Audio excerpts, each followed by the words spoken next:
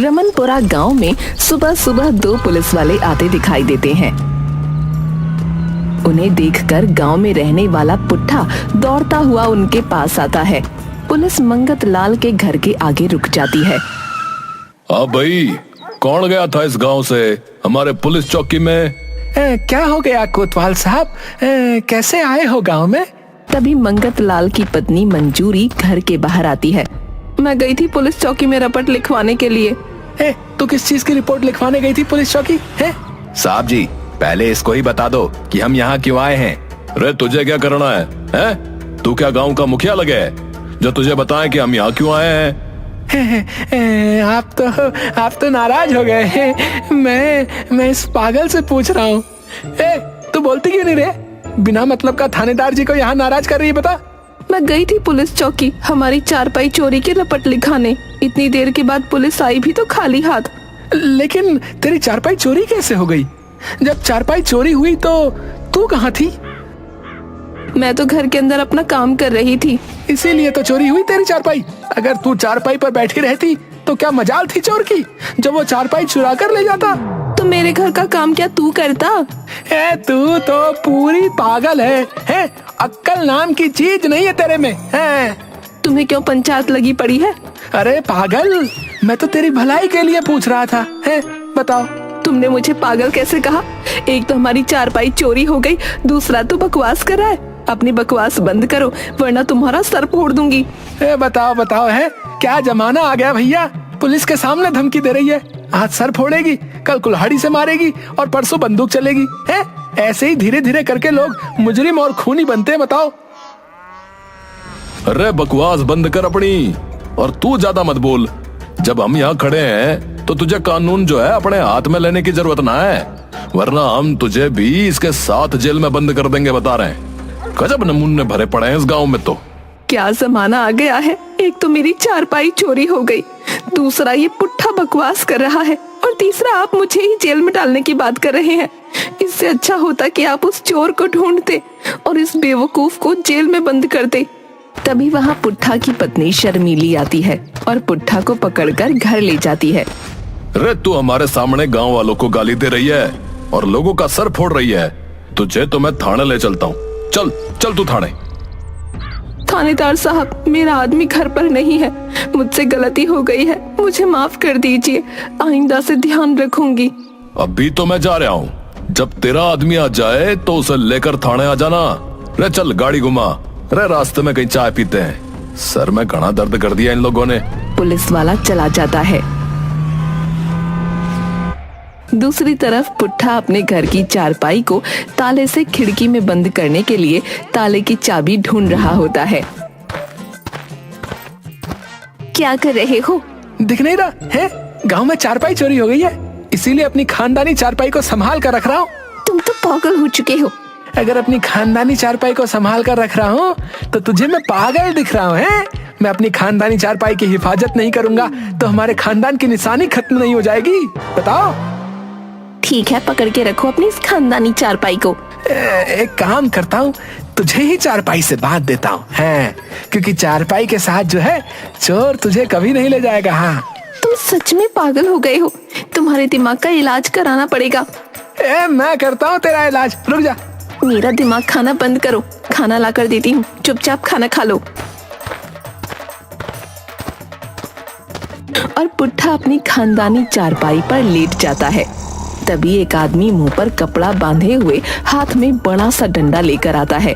पुट्ठा के सर पर मारकर उसे चारपाई से गिरा देता है और चारपाई लेकर भाग जाता है।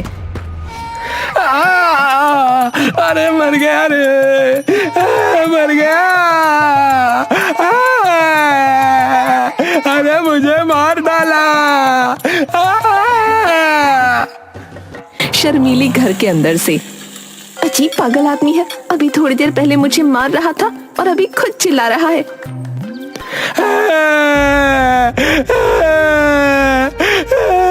मार दिया, मुझे मार दिया।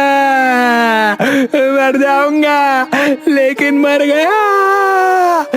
शर्मीली मर गया।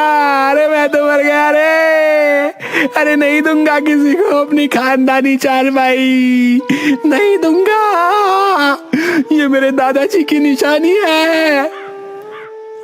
शर्मीली पुट्ठा के चिल्लाने की आवाज सुनकर बाहर आती है। देखती है कि वो जमीन पर गिरा है और जोर जोर से चिल्ला रहा है। क्या हो गया तुम्हें? यहाँ तुम जमीन पर कैसे गिर गए? और चारपाई कहाँ गई? खानदानी चारपाई नहीं दूंगा किसी को, चाहे कुछ भी हो जाए, जान दे दूंगा, लेकिन अपनी खानदानी चारपाई नहीं दूंगा। चलो तुम अंदर चलो। दूसरी तरफ मंजूरी अपने पति मंगत लाल के साथ थाने जाती है।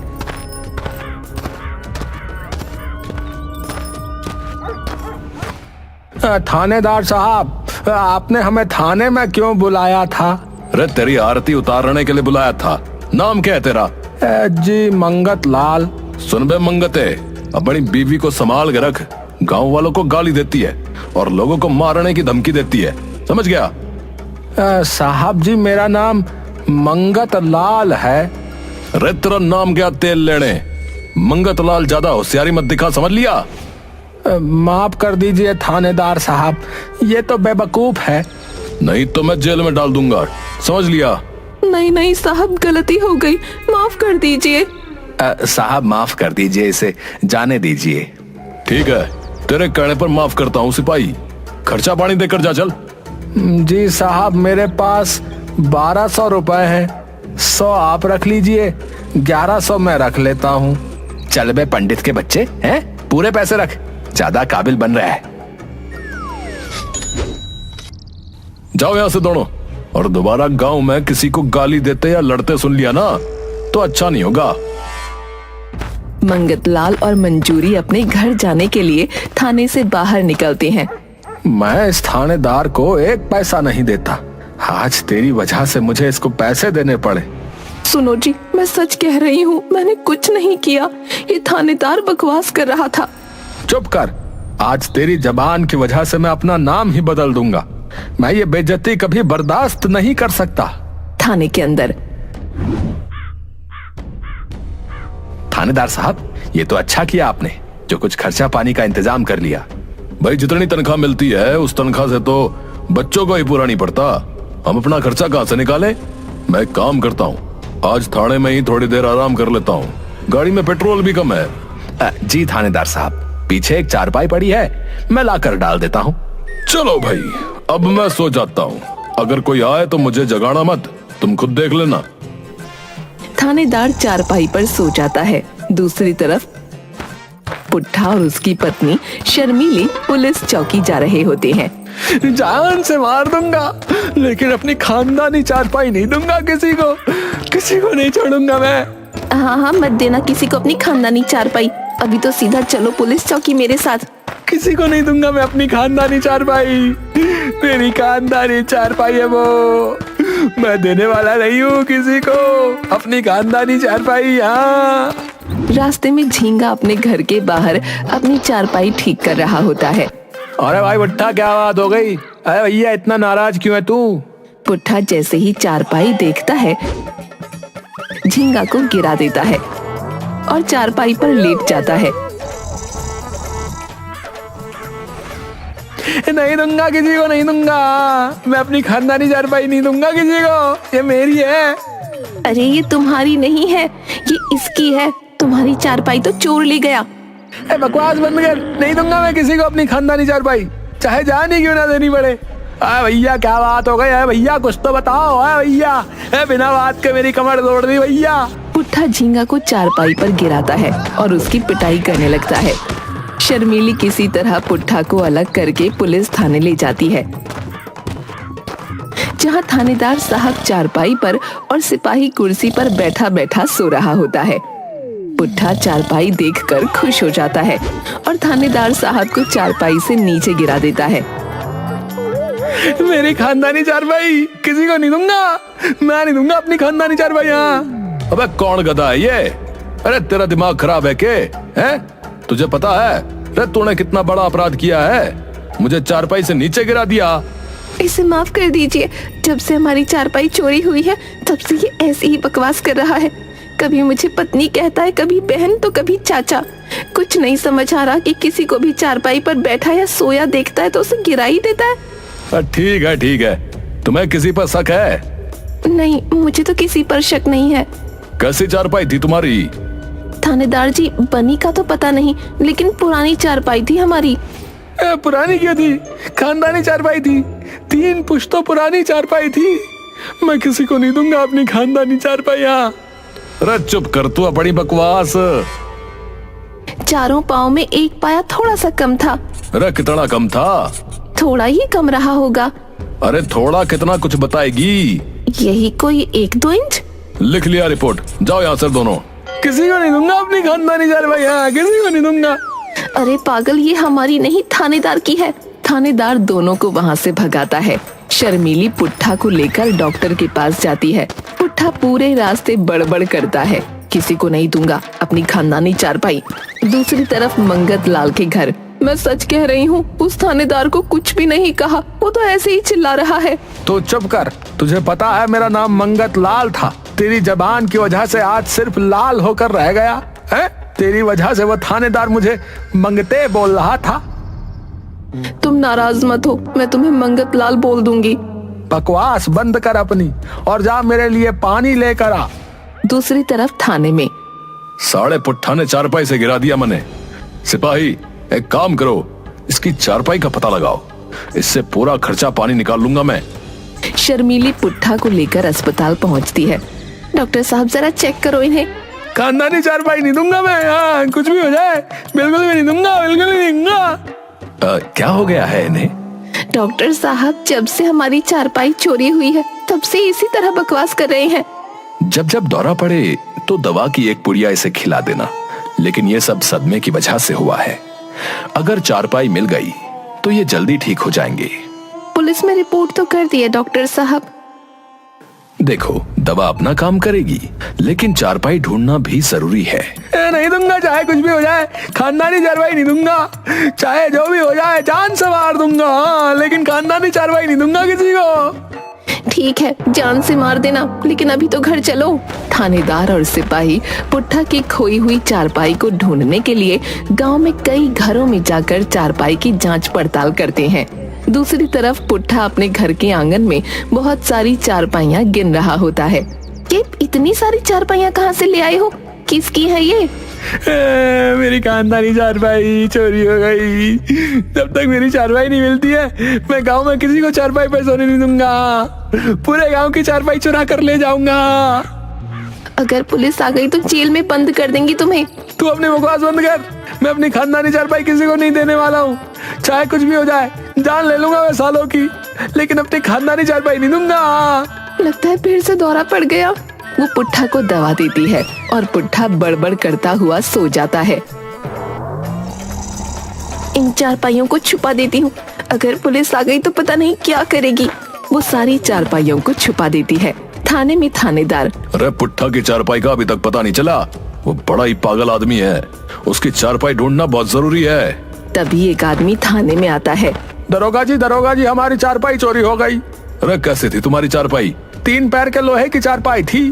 तभी दूसरा आदमी आता है। दरोगा जी, मेरी भी चारपाई चोरी हो गई। अरे तुम्हारी भी चारपाई चोरी हो ली? अरे कैसी थी?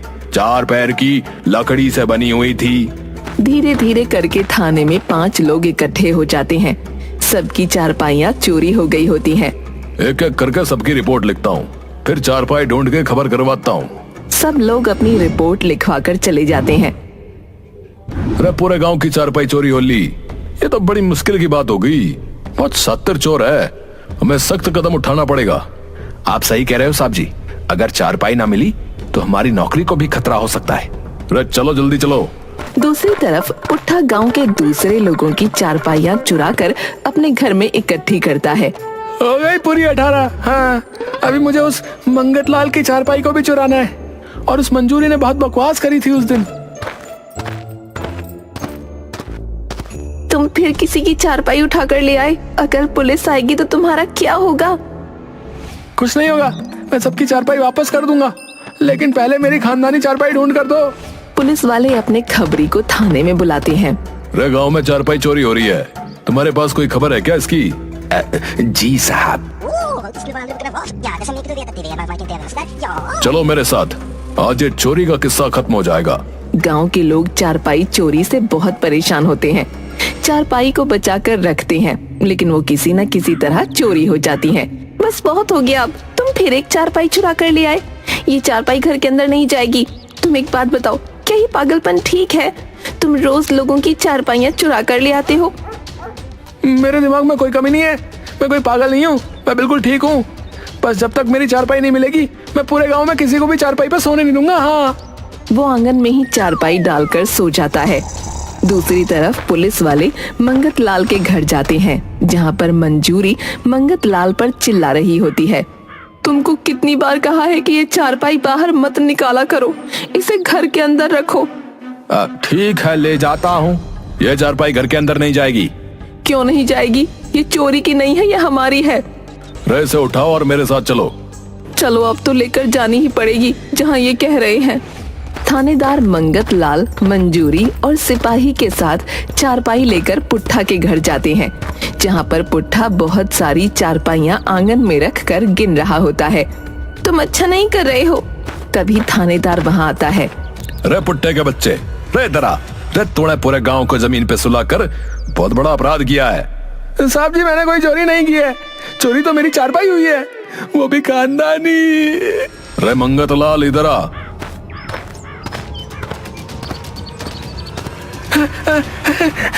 अरे शर्मिली, ये देख, मेरी खानदानी चारपाई मिल गई। अरे मेरी खानदानी चारपाई मिल गई। कहाँ चली गई थी तू? दरोगा जी, मेरी चारपाई इस मंजूरी ने चुराई थी। आप इसे जेल में डाल दीजिए। इसकी वजह से मुझे अपने पति को लेकर अस्पताल जाना पड़ा। मुझे माफ कर दीजिए थानेदार जी, मैंने तो बस इस पुट्ठा से अपनी बेइज्जती का बदला लेने के लिए ऐसा किया था। थानेदार जी, ये सब इस मंजूरी की वजह से ही हुआ है। इसके कहने में ही आकर मैंने पुट्ठा के सर पर डंडा मारा था और इसकी चारपाई चुराई थी। मुझे माफ कर दो पुट्ठा, ये सब मेरी वजह से हुआ, सब मेरी ही गलती है। तभी वहाँ गांव के लोग आ जाते हैं और थानेदार जी से पुट्ठा को माफ करने के लिए कहते हैं।